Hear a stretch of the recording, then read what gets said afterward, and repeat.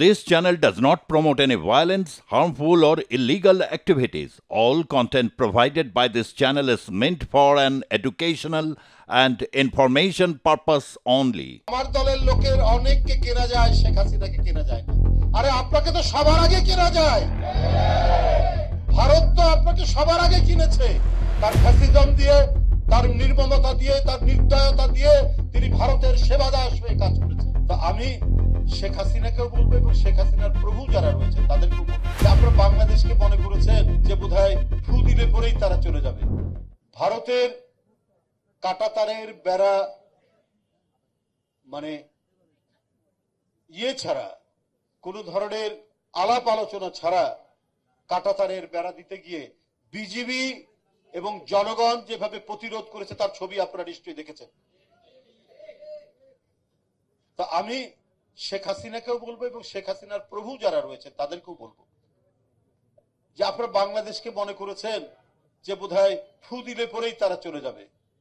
যে এদের যে দেশপ্রেম কত তীব্র, কত গভীর, এটা দিল্লির সাউথ ব্লক এটা বিবেচনা করেনি, তারা চিন্তায় আনেনি। ওরা মনে করেছে শেখ হাসিনাকে রেখে দিলেই তো আমাদের পারপাস হয়ে যাবে।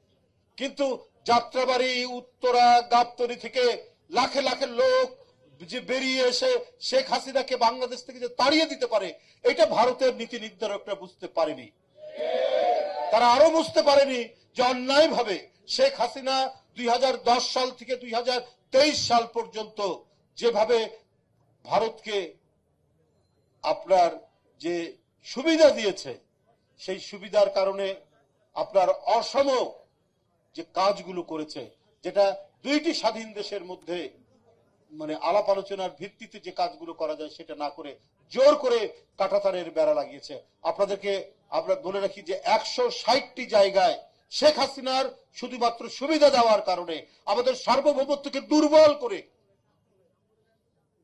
সে 160টি জায়গায় কাঁটাতারের বেড়া দিয়েছে। আমাদের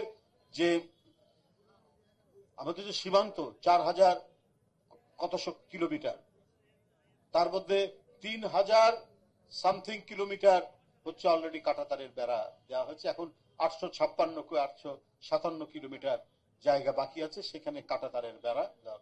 আন্তর্জাতিক যে নিয়ম বিধিবিধান এবং দুই দেশের মধ্যে সময়ে সময়ে যে চুক্তি হয়েছে, আলাপ আলোচনা হয়েছে, সেটাও মানছে না যে শূন্য রেখা থেকে 150 গজ দূরের মধ্যে কোনো উন্নয়ন পরিকল্পনা হবে না, হতে গেলেও দুই দেশের মধ্যে আলাপ আলোচনা করতে হবে। সেগুলোর কোনো কিছুই তারা না মেনে কাঁটাতারের বেড়া দেওয়ার চেষ্টা করেছে আপনার লালমনিরহাটে বিভিন্ন জায়গায়। তো এর জন্য জনগণ যে দাঁড়াতে পারে তাদের দেশের বিজিবির সাথে, বিজিবির প্রতিরোধের সাথে, এই দৃষ্টান্ত শেখ হাসিনার আমলে শেখ হাসিনা করতে দেয়নি। তার ফ্যাসিজম দিয়ে, তার নির্মমতা দিয়ে, তার নির্দয়তা দিয়ে তিনি ভারতের সেবাদাস হয়ে কাজ করেছেন। উনি একটা কথা বলতেন যে নিজের দলের লোকদেরকে বলেছেন যে আমার দলের লোকের অনেককে কেনা যায়, শেখ হাসিনাকে কেনা যায় না। আরে আপনাকে তো সবার আগে কেনা যায়।